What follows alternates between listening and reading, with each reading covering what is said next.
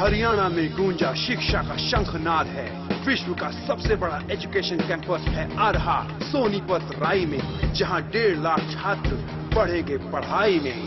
सोनिया गांधी मनमोहन सिंह की रहनुमाई में, भूपिंदर सिंह हुड्डा की अगुवाई में कर रहा तरक्की हरियाणा, छू रहा बुलंदी हरियाणा। हरियाणा मेरी शान, हरियाणा मेरी आन, हरियाणा मेरा महान।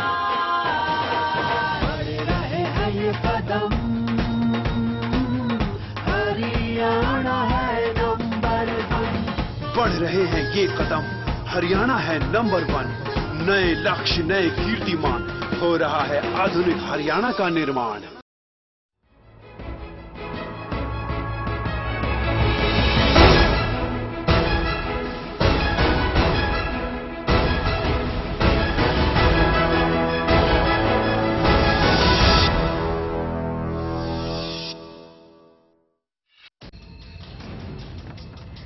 जमानत अर्जी खारिज होने के बाद कोर्ट से मुशर्रफ हुए फरार। गिरफ्तारी का आदेश सुनते ही फरार हो गए मुशर्रफ। अपने फार्म हाउस में मौजूद है मुशर्रफ।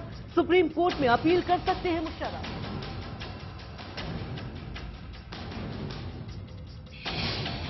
1993 मुंबई ब्लास्ट मामले में संजय दत्त और जबुनिसा समेत कुल 7 आरोपियों की सरेंडर पर 4 हफ्तों की मोहलत।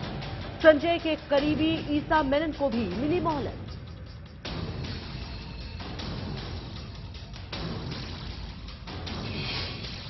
बीएसपी अध्यक्ष मायावती ने जारी की लोकसभा उम्मीदवारों की सूची। सूची में 36 उम्मीदवार शामिल, 36 में से 20 उम्मीदवार ब्राह्मण। जेडीयू के करीबी सूत्रों का बड़ा खुलासा। बीजेपी के पूर्व अध्यक्ष नितिन गडकरी ने मोदी को प्रधानमंत्री नहीं बनाने का किया था वादा। नीतीश कुमार से किया था वादा।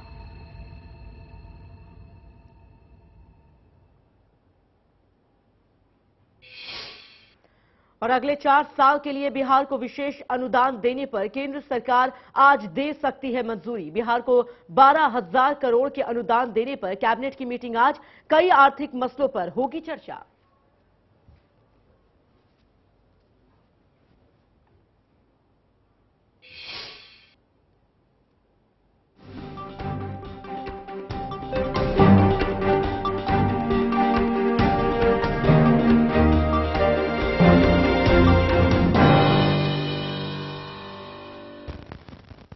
नमस्कार, मैं हूं नेहा माहेश्वरी और आप देख रहे हैं सियासत। हमारा पड़ोसी मुल्क पाकिस्तान अक्सर चर्चा में रहता है। मुद्दे भले ही अलग अलग हो। जनवरी में जहां पाकिस्तान में तख्ता पलट की अटकलें लगी, वहीं एक बार फिर से तख्ता पलट करने वाले जनरल सुर्खियों में हैं। 1999 में सेना प्रमुख के तौर पर पाकिस्तान का तख्ता पलट करने वाले जनरल साल 2008 में पाकिस्तान से फरार हो गए। उन्हें भगौड़ा भी घोषित कर दिया गया, लेकिन 4 साल बाद मुशर्रफ चुनाव लड़ने की मंशा से वतन वापस लौट आए। वतन वापसी के बाद मुशर्रफ की जो फजीहत हो रही है, उसके बाद तो बस यही कहा जाएगा कि कब तक बचेंगे जनरल। पाकिस्तान के पूर्व राष्ट्रपति परवेज मुशर्रफ पर करेंगे चर्चा अगले आधे घंटे तक। बने रहिए हमारे साथ।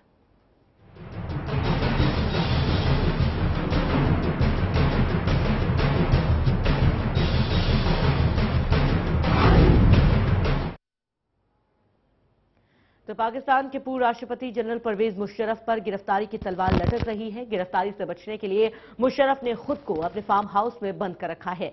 लेकिन सबसे बड़ा सवाल यही है कि मुशर्रफ कब तक गिरफ्तारी से बचेंगे। करीब 4 साल बाद वतन लौटे मुशर्रफ चुनाव में अपनी किस्मत आजमाने लौटे थे। वतन वापसी के बाद उन्होंने सोचा भी नहीं था कि उन्हें इस तरह के हालातों का सामना करना पड़ेगा। पाकिस्तान में मई में चुनाव होने वाले हैं। पाकिस्तान आने के बाद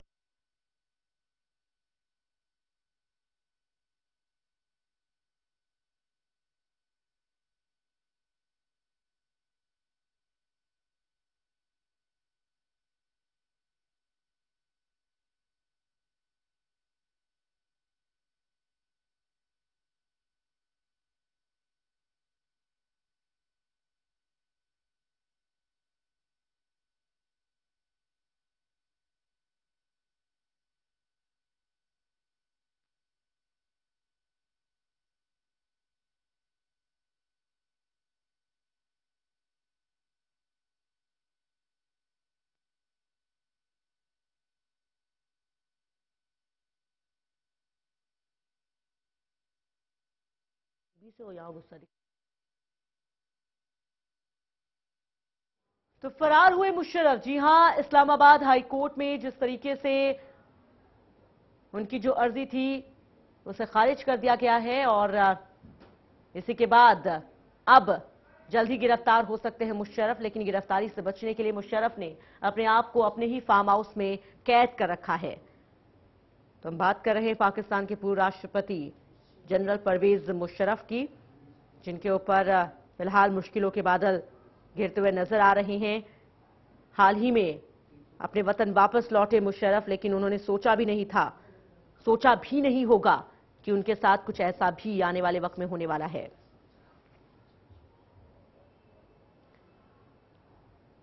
तो पाकिस्तान के पूर्व राष्ट्रपति परवेज मुशर्रफ पर गिरफ्तारी के डर से वो अदालत से ही फरार हो गए। कोर्ट की ओर से मुशर्रफ की गिरफ्तारी के आदेश के बाद वो इस्लामाबाद हाई कोर्ट परिसर से निकलकर वहां से भाग गए। मुशर्रफ कोर्ट से निकलने के बाद अपने सीधे घर पहुंचे और उन्होंने वहां पर अपने वकीलों को भी बुलाया सलाह मशविरा करने के लिए। आपको बताते चले कि जस्टिस शौकत अजीज ने जजों की गिरफ्तारी के मामले में मुशर्रफ की जमानत खारिज करते हुए उनकी गिरफ्तारी के आदेश दिए, लेकिन गिरफ्तारी से पहले ही मुशर्रफ कोर्ट परिसर से भाग निकले। बेल खारिज होते ही पुलिस उन्हें गिरफ्तार करने जा रही थी, लेकिन मुशर्रफ अपने अंगरक्षकों के साथ बुलेट प्रूफ गाड़ी से मौके से निकल गए। मुशर्रफ आज सुनवाई के दौरान कोर्ट पहुंचे थे, लेकिन शायद उन्हें पहले ही यह लग गया था कि उनके खिलाफ ये फैसला आने वाला है, उनकी याचिका खारिज होने वाली है, उनकी गिरफ्तारी के आदेश दिए जा सकते हैं और इसी वजह से वो बहुत पहले ही कोर्ट से भाग निकले, कोर्ट से निकल गए और सीधे अपने घर पहुंचे।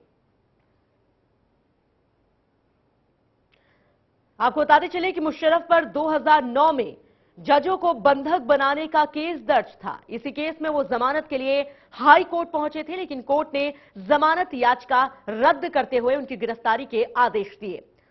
मुशर्रफ ने 3 नवंबर 2007 में जजों को नजरबंद करने का आदेश दिया था और इसी मामले में मुशर्रफ के खिलाफ 2009 में यह केस दर्ज हुआ। तो मुशर्रफ ने सेना प्रमुख रहते हुए पाकिस्तान सरकार का तख्ता पलट कर दिया था। कुछ साल तक विदेश में रहने के बाद मुशर्रफ हाल ही में पाकिस्तान लौटे थे और वापसी के बाद लगातार मुशर्रफ कोर्ट के चक्कर लगा रहे थे ताकि उन्हें जमानत मिल जाए, लेकिन जमानत उन्हें नहीं मिली।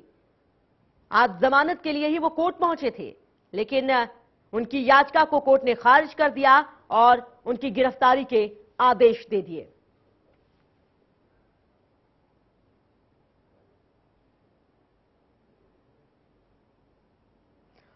तो 2008 में, अगस्त 2008 में राष्ट्रपति पद से इस्तीफा देने के बाद से ही मुशर्रफ पाकिस्तान छोड़कर चले गए थे।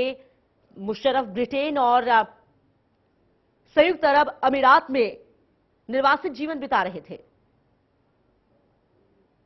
आपको बताते चले कि आतंकवाद निरोधी एक अदालत ने पूर्व प्रधानमंत्री बेनजीर भुट्टो की हत्या के सिलसिले में भी मुशर्रफ के खिलाफ 2011 में वारंट जारी किया था। इसके अलावा मुशर्रफ को लेकर पाक तालिबान प्रवक्ता एहसानुल्लाह एहसान ने भी एक वीडियो जारी किया था और यह धमकी दी थी इस वीडियो के जरिए कि अगर मुशर्रफ पाकिस्तान वापस लौटते हैं तो आतंकियों का वो मुख्य निशाना होंगे, आतंकियों के निशाने पर होंगे मुशर्रफ।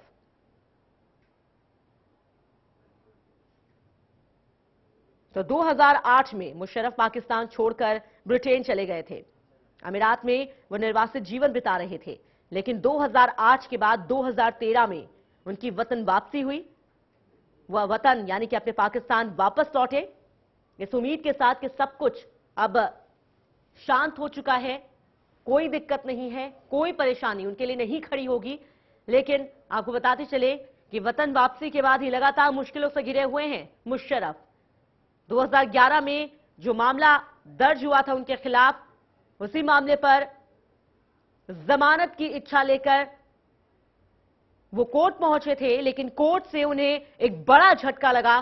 कोर्ट ने उनकी याचिका को खारिज करते हुए गिरफ्तारी का आदेश दिया और इसी गिरफ्तारी से बचने के लिए मुशर्रफ फैसला आने से पहले ही कोर्ट परिसर से भाग निकले, पहुंच गए अपने घर और अब उन्होंने अपने फार्म हाउस में अपने आप को खुद को बंद कर रखा है।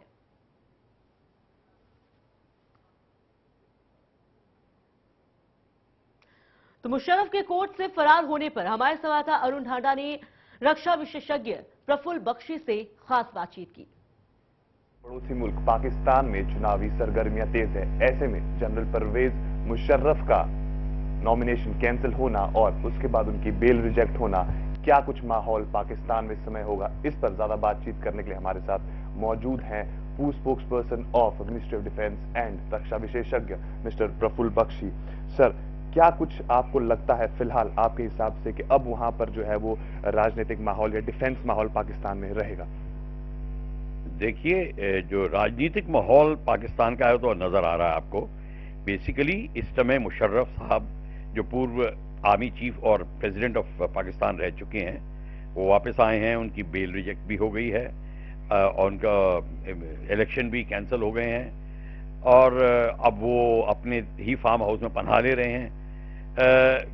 अब कई चीजें सामने आती हैं। एक तो ये फॉर्मर आर्मी चीफ हैं, सुप्रीम कमांडर हैं, प्रेसिडेंट रह चुके हैं, इनका आर्मी में कुछ बोलबाला था। पर एक बात याद रखें, ये है मुहाजिर। आर्मी में बोलबाला है पंजाबियों का, सपोर्ट है उनको आर्मी का, कुछ लेवल पे मुहाजिर एलिमेंट है आर्मी में, बट इतना ज्यादा नहीं है सपोर्ट जो कि हम सोच रहे हैं कि उनको सपोर्ट है। अगर सपोर्ट होता तो ये इतनी हालत यहां तक ना आती, क्योंकि आर्मी जो कहती है वो गवर्नमेंट करती है। एनी हाउ, दूसरी बात यह है गवर्नमेंट भी असमंजस में है, अब कैसे किया जाए। इनका पॉलिटिकल थोड़ा सपोर्ट है, एमक्यूएम का सपोर्ट भी है, मुहाजिर्स का एलिमेंट्स का सपोर्ट है, कोई पार्टी इनको सपोर्ट भी कर रही है, तो ये इनको थोड़ा सा सपोर्ट है। पर ये अब जो पनाह ले रहे हैं, ये इसलिए ले रहे हैं कि इनके पास अब कोई दूसरा चारा नहीं है। पर इनकी सिक्योरिटी, इनका सिस्टम अपना है। सऊदी ने इनको सिक्योरिटी प्रोवाइड की हुई है, ये बात मान के चलिए। सऊदी अरेबिया से प्रेशर काफी आएगा कि मुशर्रफ की सेफ्टी के लिए, तो मुशर्रफ की सेफ्टी पे काफी डिपेंड करता है, क्योंकि वहां पे भी जो इस्लाम में जो शिया एलिमेंट एंड सुन्नी एलिमेंट और उनके प्रॉब्लम्स हैं, फिर मुहाजिर्स और नॉन मुहाजिर्स की प्रॉब्लम है, इन सबको बैलेंस में देखते हुए, इन सबको मद्देनजर रखते हुए आपको ये जान के अचंभा होगा कि इस समय मुशर्रफ को जो लग रहे हैं कि भाग रहे हैं, फिर भी काफी सपोर्ट है। और दूसरी बात यह है कि अब मुशर्रफ का अपना पॉलिटिकल माइलेज तो खत्म हो गया है, उनको अब और कोई उनके पास चारा नहीं है। चारा सिर्फ एक ही रह गया है कि किस तरीके से अब ये देश छोड़ के जाके अपनी पोजीशन कंसोलिडेट कर सकते हैं। तो ये थे हमारे साथ प्रफुल्ल बख्शी, जिन्होंने काफी अच्छी बातें कही। साफ तौर पे उन्होंने ये कहा कि मुशर्रफ को फिलहाल अपना एक ग्राउंड स्ट्रांग करना है और वो बहुत क्लेवर है, उन्हें पता है वो क्या कर रहे हैं और उसका क्या आउटकम होगा। अब देखना ये होगा कि जिस तरह से मुशर्रफ के नॉमिनेशन कैंसिल हुए हैं, बेल कैंसिल हुई है, उसके बाद वहां से निकल गए हैं, लेकिन कहीं ना कहीं सवाल ये है कि जब सही वक्त आएगा, वो सिर्फ सही वक्त का इंतजार कर रहे हैं और उसी के लिए एक एक कदम फूक फूक कर रख रहे हैं। इस समय कैमरामैन संजय के साथ अरुण ढांडा, चैनल 1 दिल्ली। तो बिल्कुल यहाँ पर वक्त हो गया एक छोटे से ब्रेक का। ब्रेक के बाद जल्द हाजिर होते, आप बने रहिए चैनल 1 न्यूज के साथ।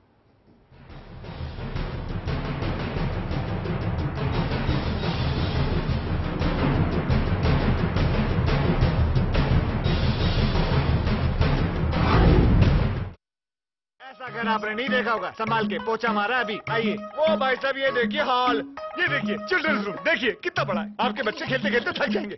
हो गया, मजे ले लिए। आइए। और यह है बेडरूम, इसकी खिड़की से तारे दिखते हैं, तारे। आपको क्या लगा प्रॉपर्टी डीलर हुआ? अरे आपको अपना घर दिखा रहा था। पर्ल्स इंफ्रास्ट्रक्चर, हम जानते हैं कि घर अरमान, उम्मीदों और सपनों का बना होता है, तभी तो हम घर बनाते हैं, जिंदगियां बनाते हैं। अक्षय, बाथरूम कब धोगे? आज संडे है ना। ऐसा घर आपने नहीं देखा होगा, संभाल के पोछा मारा अभी। आइए, वो भाई साहब ये देखिए हॉल, ये देखिए चिल्ड्रंस रूम, देखिए कितना बड़ा है। आपके बच्चे खेलते खेलते थक जाएंगे। हो गया, मजे ले लिए। आइए। और यह है बेडरूम, इसकी खिड़की से तारे दिखते हैं, तारे। आपको क्या लगा प्रॉपर्टी डीलर हुआ? अरे आपको अपना घर दिखा रहा था। पर्ल्स इंफ्रास्ट्रक्चर, हम जानते हैं कि घर अरमान, उम्मीदों और सपनों का बना होता है, तभी तो हम घर बनाते हैं, जिंदगियां बनाते हैं। अक्षय बाथरूम कब धोगे? आज संडे है ना। 3 लाख तक अधिग्रहण की 1 एकड़ की राशि थी। किसानों के लिए धरती की ये कीमत जरा सी थी। भूपेंद्र सिंह हुड्डा ने इसे 72 लाख तक बढ़ा दिया। 33 साल तक दे रॉयल्टी, किसान शिखर पे चढ़ा दिया। 33 साल तक देकर रॉयल्टी, किसान शिखर पे चढ़ा दिया। वर्तमान हरियाणा सरकार के आने से पहले किसान भाइयों की जमीन का अधिग्रहण कौड़ियों के भाव लगभग 2 से 3 लाख रुपए प्रति एकड़ के हिसाब से किया जाता था। माननीय मुख्यमंत्री श्री भूपेंद्र सिंह हुड्डा ने पूरे प्रदेश में जमीनों के न्यूनतम फ्लोर रेट निर्धारित किए और प्रदेश में कुल 6 जोन बनाए गए, जिसके अनुसार प्रदेश के किसानों को भूमि अधिग्रहण के बदले 21,60,000 से लेकर 72 लाख रुपए तक प्रति एकड़ मुआवजे के रूप में मिल रहे हैं। इतना ही नहीं, किसानों को मुआवजे के साथ साथ 21,000 रुपए प्रति एकड़ हर साल 33 सालों तक रॉयल्टी भी मिलेगी, जिसमें 750 रुपए प्रति वर्ष की बढ़ोतरी भी होगी। और यदि किसान की भूमि का SEZ और टेक्नोलॉजी पार्क के लिए अधिग्रहण किया जाएगा तो रॉयल्टी की राशि 42,000 रुपए प्रति एकड़ 33 सालों तक मिलेगी, जिसमें 1,500 रुपए की प्रति वर्ष बढ़ोतरी होगी। विकास की प्रक्रिया में किसानों को भागीदार बनाने के लिए अब हमने लैंड पूलिंग जैसी अनूठी स्कीम बनाई है। इस स्कीम में यह इंतजाम किया गया है कि जिस किसान की भूमि का अधिग्रहण होता है वह या तो मुआवजा ले सकता है या मुआवजे की एवज में विकसित भूमि ले सकता है।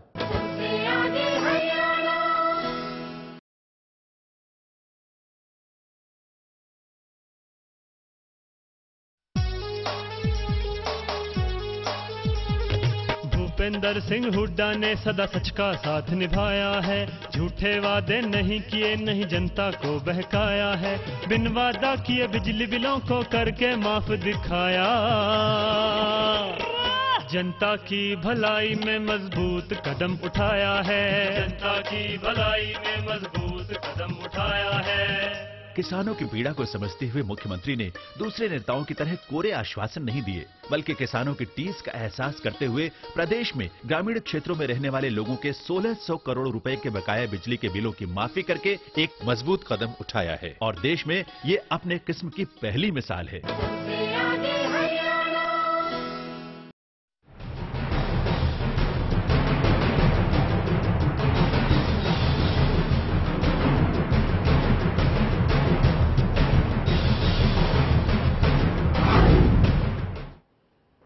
तो ब्रेक के बाद आपका एक बार फिर से स्वागत है। हम सवाल कर रहे हैं कि आखिर कब तक बचेंगे मुशर्रफ। जी हां, पाकिस्तान के पूर्व राष्ट्रपति मुशर्रफ, जिनकी याचिका को हाई कोर्ट ने खारिज कर दिया है, जमानत की याचिका कोर्ट में दाखिल की थी मुशर्रफ ने। दरअसल ये पूरा मामला 2007 से जुड़ा हुआ है। 2007 में जब 60 से ज्यादा न्यायाधीशों को नजरबंद कर दिया गया था, उसी मामले को लेकर 2011 में मुशर्रफ के खिलाफ एक केस दर्ज हुआ और उसी को लेकर मुशर्रफ ने कोर्ट में जमानत की याचिका दाखिल की थी, जिसे आपको बताते चले कि फिलहाल कोर्ट ने खारिज कर दिया। लेकिन कोर्ट का ये फैसला आ पाता उससे पहले ही मुशर्रफ, जो कि कोर्ट में मौजूद थे, कोर्ट से भाग खड़े हुए।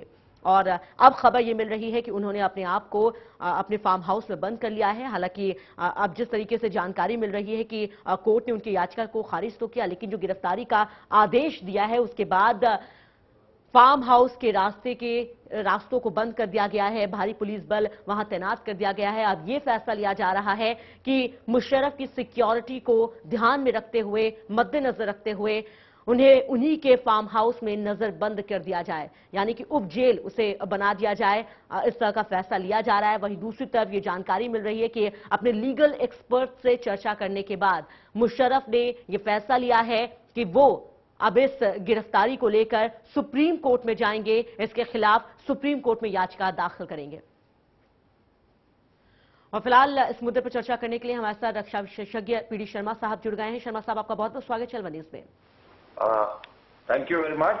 शर्मा साहब, हम बात कर रहे हैं मुशर्रफ की। जो कुछ भी हुआ वो तमाम चैनल्स में चल रहा है, लगातार अपडेट भी मिल रहा है, लेकिन इससे किस तरीके से देखा जाए? पहले मुशर्रफ जिनको कहीं ना कहीं झटका लगता है, जो 4 जगहों से वो अपना दाखिल करते हैं उसे रद्द कर दिया जाता है, और अब जिस तरीके से कोर्ट का फैसला है, इस पूरे मसले को आप किस तरीके से देखते हैं? मुशर्रफ साहब सबसे पहले तो कानून की निगाह में गुनाहगार हैं जी, पब्लिक की निगाह में गुनाहगार हैं जी, इलेक्शन कमीशन के निगाह में गुनाहगार हो गए हैं।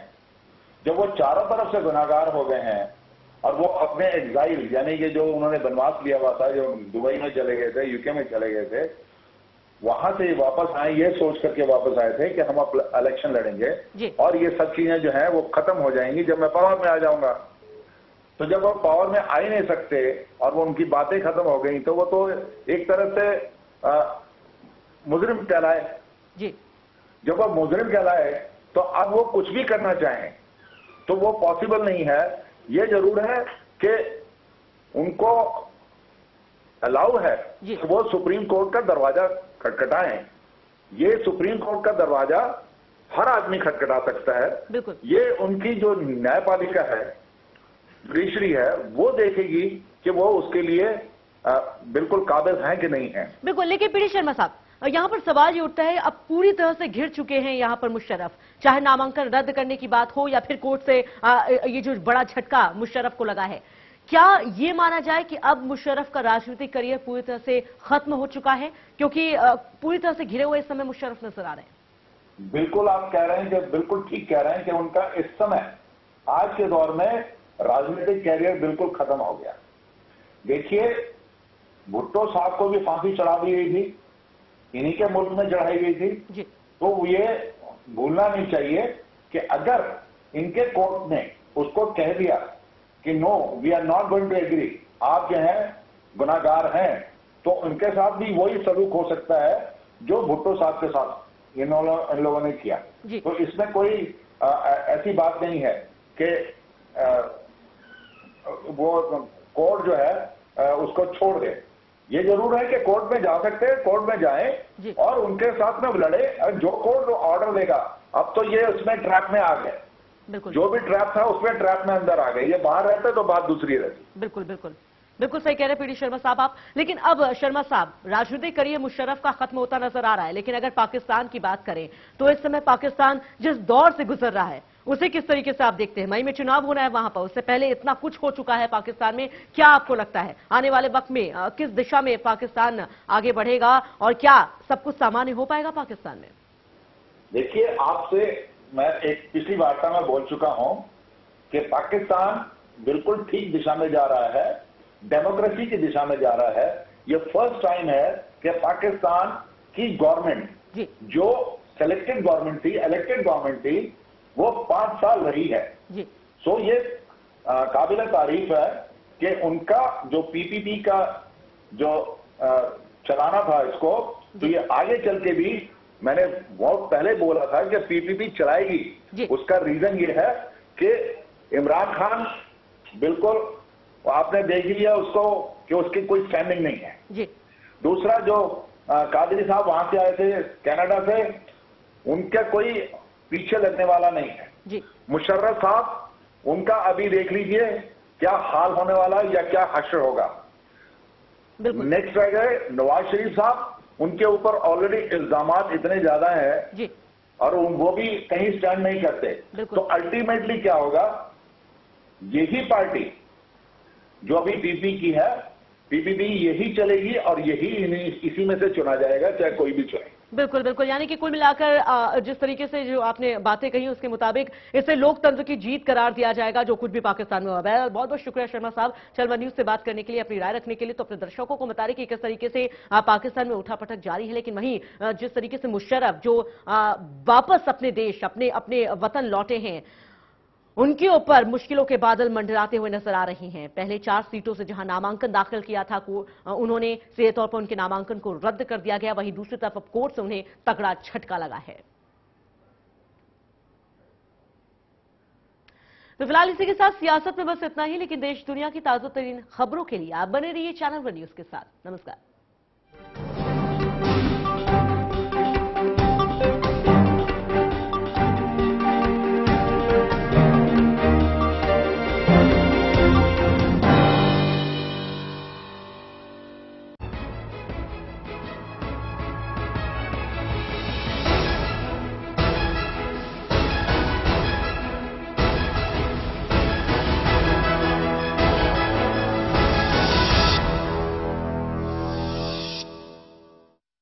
ऐसा घर आपने नहीं देखा होगा, संभाल के पोछा मारा अभी। आइए। ओ भाई साहब ये देखिए हॉल, ये देखिए चिल्ड्रंस रूम, देखिए कितना बड़ा है। आपके बच्चे खेलते खेलते थक जाएंगे। हो गया, मजे ले लिए। आइए। और यह है बेडरूम, इसकी खिड़की से तारे दिखते हैं, तारे। आपको क्या लगा प्रॉपर्टी डीलर हूँ? अरे आपको अपना घर दिखा रहा था। पर्ल्स इंफ्रास्ट्रक्चर, हम जानते हैं कि घर अरमान, उम्मीदों और सपनों का बना होता है, तभी तो हम घर बनाते हैं, जिंदगियां बनाते हैं। अक्षय बाथरूम कब धोगे? आज संडे है ना। अनुसूचित जाति पिछड़े वर्ग के प्रिय बालक बालिकाओं, स्कूल और कॉलेज में पढ़ो, सरकारी वजीफे तुम पाओ।